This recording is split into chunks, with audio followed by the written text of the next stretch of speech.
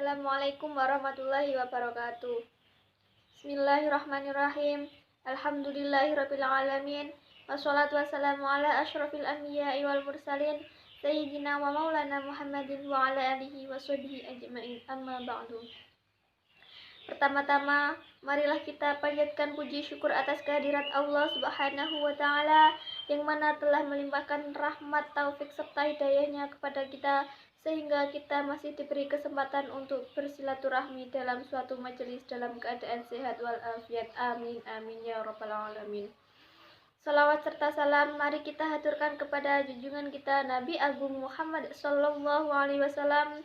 Semoga senantiasa ditempatkan oleh Allah di sisinya sebagai umat yang memperoleh derajat yang paling tinggi di akhirat kelak. Amin amin ya rabbal alamin. Tak lupa saya mengucapkan terima kasih kepada panitia atas diberikan waktunya kepada saya untuk mengisi acara ini dengan tema latar belakang memperingati hari Maulid Nabi Muhammad sallallahu alaihi wasallam. Hadirin semua yang dimuliakan Allah Subhanahu wa taala. Bulan Rabiul Awal adalah bulan yang bersejarah dalam kehidupan manusia. Karena pada tanggal 12 Rabiul Awal tahun Gajah telah didirikan seorang pemimpin umat manusia yang merupakan rahmat untuk alam semesta. Beliau adalah junjungan kita Nabi Agung Muhammad sallallahu alaihi wasallam. Dengan melalui beliaulah Allah menunjukkan manusia menuju alam yang penuh dengan cahaya keimanan dan ketakwaan kepada Allah Subhanahu wa taala. Hadirin semua yang dirahmati Allah Subhanahu wa taala.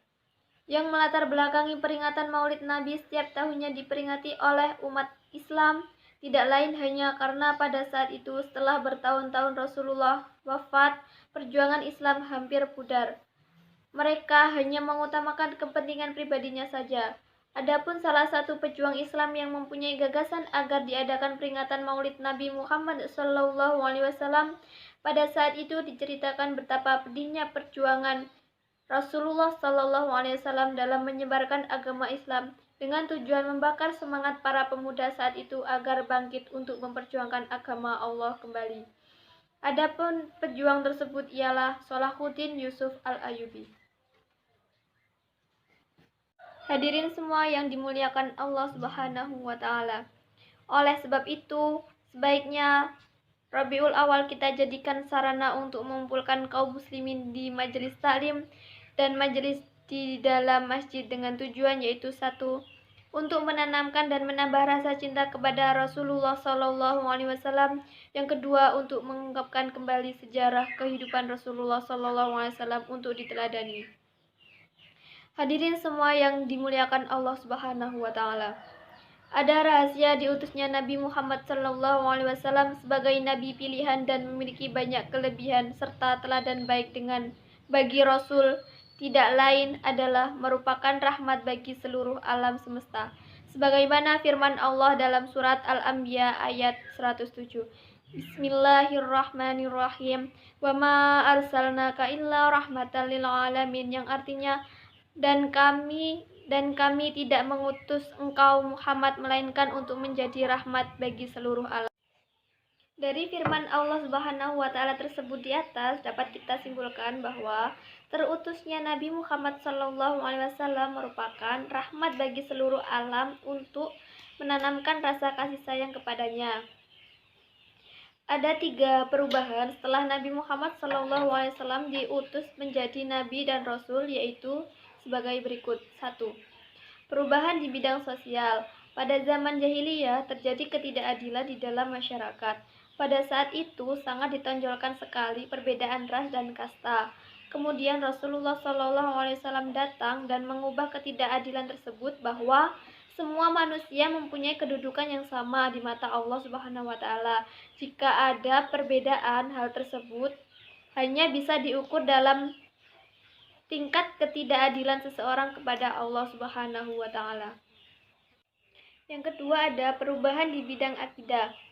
Sebelum Nabi Muhammad diutus sebagai nabi dan rasul, bangsa Arab pada saat itu menyembah berhala melalui perantara patung dan matahari yang dianggap memiliki kekuatan. Kemudian Nabi Muhammad SAW datang menghancurkan kepercayaan tersebut dan menyadarkan kepada seluruh manusia bahwa patung hanyalah benda mati, tidak bisa dibuat alat sesembahan. Hanya Allah lah yang satu-satunya menciptakan alam semesta beserta isinya. Yang ketiga, ada perubahan di bidang kenegaraan dan politik. Pada zaman jahiliyah, sangat sulit untuk menentukan kebenaran dan keadilan. Segala keputusan tidak didasarkan pada kebenaran, melainkan didasarkan pada kekuatan dan kekuasaan. Yang kuat akan berkuasa menindas yang lemah. Setelah Nabi Muhammad datang, semua keputusan diputuskan menggunakan sistem demokrasi, keadilan, kebersamaan, serta kebebasan. Segala perundang-undangan bersumber dari Al-Quran. Apabila di dalam Al-Quran belum juga ditemukan sumbernya, maka ditentukan dalam musyawarah bersama. Hadirin semua yang dimuliakan Allah Subhanahu wa taala.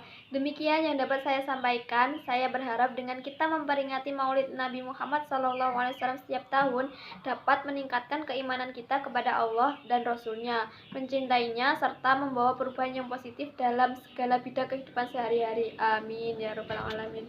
Apabila ada kata-kata yang kurang berkenan, saya mohon maaf yang sebesar-besarnya. Akhiru kalam, Allahumma muafiq ila aqwamit thoriq. Wassalamualaikum warahmatullahi wabarakatuh.